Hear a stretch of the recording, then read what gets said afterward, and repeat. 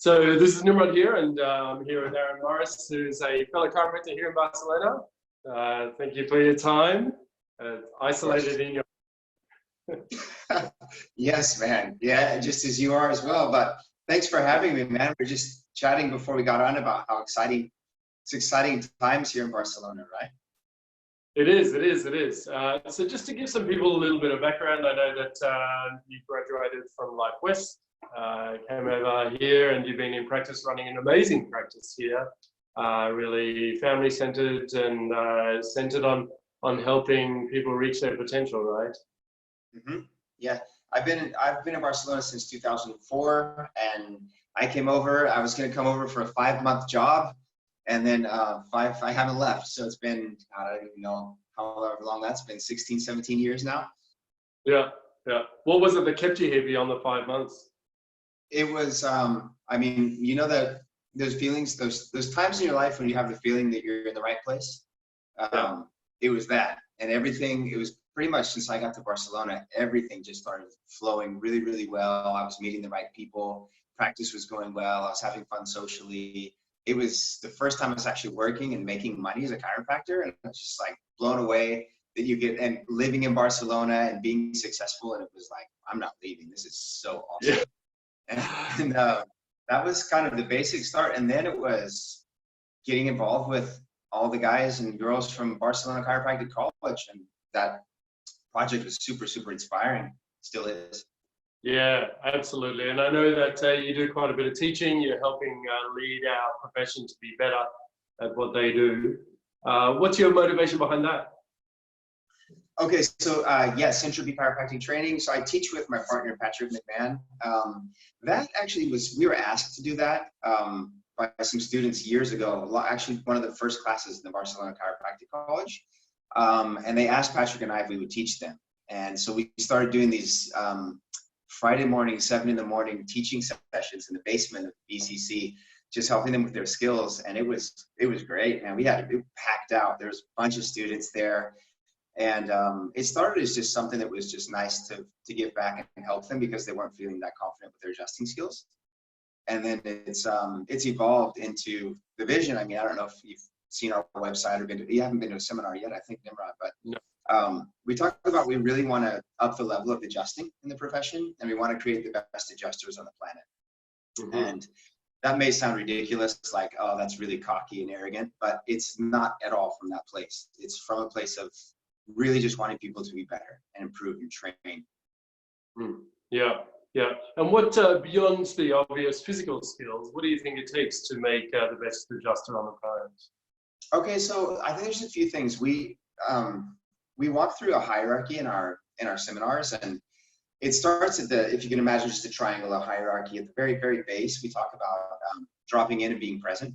And so I'm sure you and anyone who's listening to this has probably felt an adjustment that's really, really connected. The person's there with you. You feel that their intention is there with you and that they're very clear on what they're doing. And there's a before and after experience where we call it the undeniable experience in chiropractic. Yeah. And that's what we want to give people, because we've all had that. And then we've had other adjustments where people are off looking around, talking to people, thinking about what they're going to have for lunch, whatever. And it's an incredibly different experience. And so dropping in is the very, very base. We talk about getting centered, feeling your feet on the ground, shaking your hands out, and being relaxed and centered so that you're there with the person when you're adjusting them. That's the base. I won't go through the whole hierarchy, but it basically goes from there to, we want to make sure that people, when they're set up, and we're going to adjust them, that they're completely relaxed. We've turned off their active system, so their muscles are completely relaxed. And it's like their spine is just floating there in the middle of the air. And all you do is just set it up perfectly. And then all of a sudden you blow on it and it goes and it explodes from the inside out. Yeah. So we walk through all the different steps. I won't get into all the details, but it's basically being dropped in, a patient being relaxed and positioned in a way that they can receive an adjustment well. Mm-hmm. And then the chiropractor taking care of their own biomechanics so that they're not hurting themselves. You see it all the time, man. I know you've been a chiropractor for a long time. How many chiropractors do you know who've had to change techniques or quit chiropractic because they've hurt themselves? Yeah, it's a lot. It's a lot. And I think that there's some good lessons for us, you know, in this moment that we're in now, you know, about looking after ourselves, about being present, about being in a relaxed state, and the things that we can do. So, you know, part of the challenge that we do have at the moment is that we are physically not connected with other people if we're in this quarantine or isolation. What are some of the things that we can do to, even in this moment, upskill ourselves to become better chiropractors?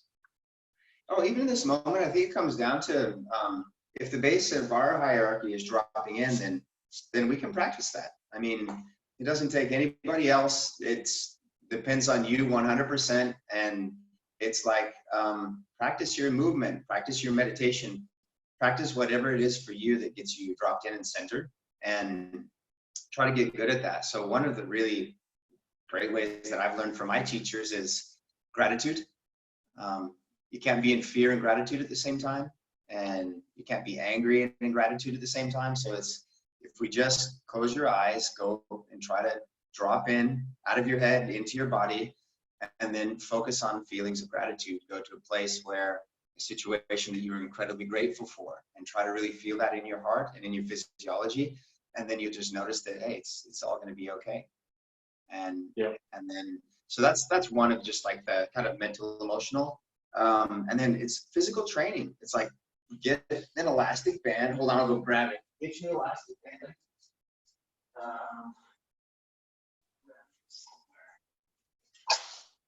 Yeah, kind of. You don't have one of these. It's like, well, you might not be able to get one. Order one on Amazon. Amazon's still working. And yeah, we have these bands, and it's just like, one of the things that we teach is you wrap it around here, and you've got yourself hooked up here. So it's just underneath here, and then you can just practice your skills, practice your thrust. Imagine you've got Donald Trump here, and he needs a good adjustment, right? So we got, boom, and we're going to adjust Donald. And then it's just switch sides, practice. We go through in Syntropy, and we teach like different movements for your body so that you can practice getting your center of mass, basically your stability, so your feet on the ground, and then your center of mass moving it. We teach you how to move that in a proper way to get your mass behind your adjustment, so you're not having to use small muscles to try to adjust. So it's a little bit hard maybe to show you on a video right now, but this is really, really good. Something called compass lunges. I think it would be hard for me to show you right now, but it's anything you can do to get into your body, and as you move, really being aware of your center of mass right here. So it's like, just practice moving your body from side to side. You can, if you're gonna do a squat, it's like squat out to the front and keep your center of mass over your legs, so you're not getting way out in front. We see a lot of times chiropractors doing side posture, and it's like they're way out here, and then they're trying to make an adjustment like this. We want to teach you to keep everything in nice and tight, roll them, and keep your center of mass, drop it right over where you want to go. So again, a little hard to show in a video, but we go into all that kind of stuff. Yeah, that's beautiful. And I guess for everyone who's already been to one of your Syntropy seminars, pull that out, use it now, upskill. It's a great time to do that, isn't it?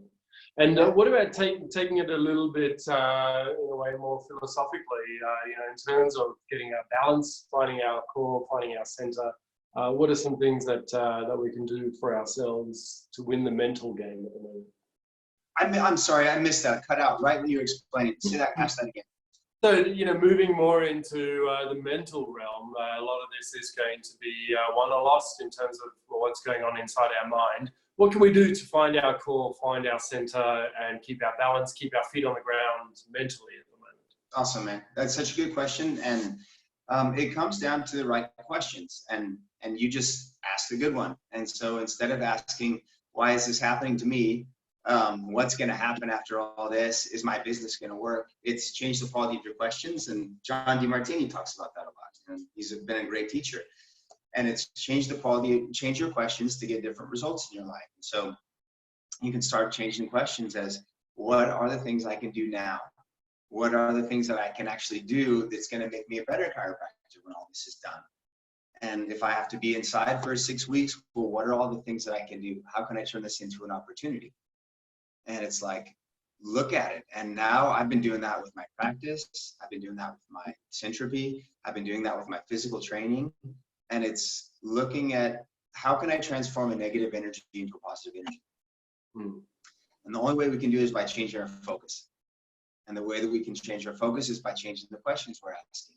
And as that focus starts to change, it's like all the big masters out there talk about it, where your attention goes, your energy flows. And so it's like, if you're focused on something you don't want, you're going to get more of it. So as we focus on what we want, we focus on the feeling around it, that changes how we feel. And as it changes how we feel, then we take different actions. And we take different actions, and it's this beautiful cycle that just will spiral upwards instead of downwards. Yeah. Makes sense? Yeah, absolutely. That's brilliant. So in terms of that and the teachings that you have done, what are some of the big mental challenges that you've found that newer grads or less experienced chiropractors may have? Well, a lot of times when you get out of school and into practice, it's like, I remember it very, very well. And I was quite focused on adjusting when I was in school. And then when I got into practice, it was like, oh shit, I actually have to run a business and I have to learn. I don't know if you remember that oh shit moment, but we all have it, where it's, I need to turn this service into business if I want to be able to thrive and continue to serve more people, right? And so I think one of the biggest limiting, kind of like limiting beliefs that chiropractors have when they get out is that there's seeing the value that their service is worth. And so, I mean, we've seen it now. We've both been in practice for a long time, and we see the miracles that happen. We see how people's lives transform, and people really, it's amazing, right? But when we're first getting out, we don't necessarily, we've seen our mentors talk about it, but maybe we haven't actually experienced it. So we go, yeah, that's all great for them, but now I can't charge money for this because I don't know if I can get that result yet. And so just like between the ears, it's like, okay, man, okay, let's work on seeing it. If you've trained and you've worked on it and you've worked on your skills, just trust that it's going to work. Trust that all of the mentors that you've seen speak, or you've chatted with and connected with, that it's not a lie, that it's real. And if you just follow the simple steps and you work on just giving your best adjustment every single time, it's not you that's doing the healing, that it's their body that's doing it. And that really helped me to take the pressure off and realize I'm not doing it. I just have to follow the steps and it will work because it always does. Yeah. That makes sense. What do you think about that? Absolutely. And I think that trust is such a hard lesson to learn, isn't it? It's very, very useful though. Well, what was it for you? How did you start trusting? When did it work for you where it was just like, okay, something, because it's a before and after moment. It is. Look, for me, it was always a philosophy-driven question, and just getting that confidence that comes from within by understanding the philosophy and exploring it meant that this made sense, and it could only go one way. Yeah. Well, I remember there was this one girl. She was like, I was finishing up in chiropractic school, and a neighbor of mine came over for an adjustment, and it was. And she was having all these digestive issues, and she was really messed up. She was young. She was maybe 15 or 16. And I remember just thinking like, yeah, this is going to absolutely work for sure. No doubt about it. I just decided to trust. And I did. And sure enough, like she had these amazing changes. And I'll never forget her name was Nadia. She was such just beautiful girl. And like, she's like, I can't believe it. Like my stomach isn't hurting anymore. And I was just like, okay, I got it. And it was in. Absolutely. That's beautiful. Now, I'm curious, you brought up John DeMartini, and he talks about these different realms in our life that we have: the professional, the social, the family, and we have the physical, we have the mental, and the spiritual realm as well. Yes. And the importance of working towards our highest priorities in each of those. So I'm curious for you, Aaron, what are you working towards? What's drawing you on a higher level at the moment? Okay, good. That's awesome, man. Yeah, like what really fulfills me, what I've realized over the years is like, um, if I'm not feeling connected and I'm not feeling like I'm spiritually connected, then everything that I do, it's okay, but it's kind of empty. And so my big priority, it's winning the mornings. It's like getting up in the mornings and getting connected. And when I do that, we talk about this a lot in the seminars, it's like that feeling of when you get up and rush out of bed and it's off to work. And I feel like if I do that, then I'm just chasing after a feeling and I'm chasing after the day. And I'm trying to get stuff done off of my checklist, that kind of frantically trying to get a bunch of stuff done so that I can have the feeling that only comes from being connected. Yeah. And so that's number one for me. It's like getting up and doing that. And then once I've got that feeling, it's like the real work has been done. The really most important work is already done. And now it's like, I'm just on and I'm connected, and then everything, I'm more efficient and I'm enjoying it, and I'm not rushing after and chasing after a feeling. So I would say that that's it, man. That's my real big focus there. It's just the constant work. It never ends. Yeah, yeah. And in terms of work, what are you wanting to achieve with all of this? What's your mission at the moment? It's really helping people to align to their greatest selves, and it's through chiropractic, and it's through teaching through Syntropy, and it's through doing stuff like this and interviews, and it's helping people align to really their greatest self. And sometimes it just comes from a conversation. Yeah, yeah. What from your point of view, how does chiropractic actually help people do that? We're walking around, everyone's running around in their sympathetic nervous system, and we're in that locked in a stress state. We just don't have access to our greater mind, our greatest self. We don't have access. We're more animalistic and less connected to the angelic side. So there's the animal and there's the angel, right? It's like the earth and the sky. It's like our divine selves in our physical sort of animalistic part. And so I believe that what we're doing with chiropractic is helping drop people into the parasympathetic nervous system. It's the pattern interrupt there, and getting people dropped in to their bodies and to their higher selves, their more creative selves. Yeah. And I really don't. I believe it's the most powerful thing to help people do that. I don't think there's anything more powerful.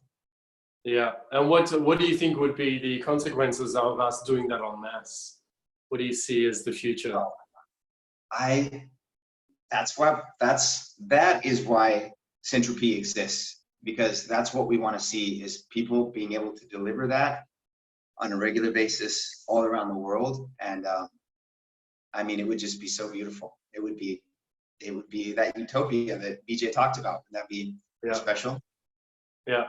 Yeah. I mean, we see it happen a lot where people will come in and they won't get into details about it, but they'll be like, you have no idea how you changed my life. I mean, you've heard people say this, right? And then if you get into a conversation with them, and they'll talk about how they're better to their kids, and they're better to their husband and wife, and they're not as irritable, they're not assholes anymore. They're more loving people. And you know that translates directly into really special interactions with other people, you know? Yeah, that's beautiful. So on the wall behind you is the Indian Om symbol, the yoga symbol. Which is, as far as I understand it, it's the consciousness of the universe that it represents in a solid form. What's the energy around that for you? Okay, yeah, it is. It's that exactly what you just said. And what it really means for me is it's special because my brother made that for me. And he's years ago, God, I think it's been like 20 years now. And he got the wood and carved it and painted it and sealed it. He and my dad did that for me. And so it's just really special. It's like having them with me whenever I see it, it's like having them with me. And I love it whenever I'm on an interview or whatever, that's behind me. It's really special. Yeah, fantastic. And how does all of this relate to, you brought up BJ's Utopia, and we just mentioned the consciousness of the universe. What do you think is the link from what we do on a physical level in terms of our adjusting and interacting and connecting with people up to those larger states of being? I remember my first chiropractor is this guy, Todd Royce, in Redding, California, and he said that the non-subluxated person and the non-subluxated mind won't reach for the Coke or the Pepsi. They'll just naturally reach for water or for orange juice or whatever it might be. And I didn't really get it, but it seemed true to me. And I think that nowadays we're really, really disconnected because everyone's living on one of these, and it's like locked into this, and it's into the connection. And where's the connection with ourselves, and where's the connection with other people? So beautiful is chiropractic that we get to physically touch people. And as I said before, as we physically touch them, we're helping drop them into their bodies, into their parasympathetic nervous system, and into their more creative state. And I think that the more we're locked in our sympathetics, it's like the connection to the divine or to spirit or to our greatest self. It's like being squeezed off. The more that we're locked in just rational, trying to figure it out with our mind, and it's just like squeezing off the connection. And as we start dropping into our parasympathetic nervous system, and as we start getting more and more connected, all of a sudden that opens up, and we can actually listen, and we can hear, and we can be intuitive, and we can know what we need to do that no one else can tell us. Yeah, beautiful, beautiful. So maybe, Aaron, as a closing question, if you were to intuitively connect to that greater universe for yourself and bring a message forth for every chiropractor around the world right now, what would you want them to hear or to ask or to say? I would say number one is make time for yourself, and make time to listen every single day. And the only way that we can listen is when we're quiet. And so my message is, let's go from, instead of trying to heal everybody else and trying to make everybody else better, start with yourself, get connected to yourself, get connected to your vision, to what's inspiring to you, and everything else will flow as it needs to flow. And all of a sudden it's like, it's easy. And that's what I'd like people to do.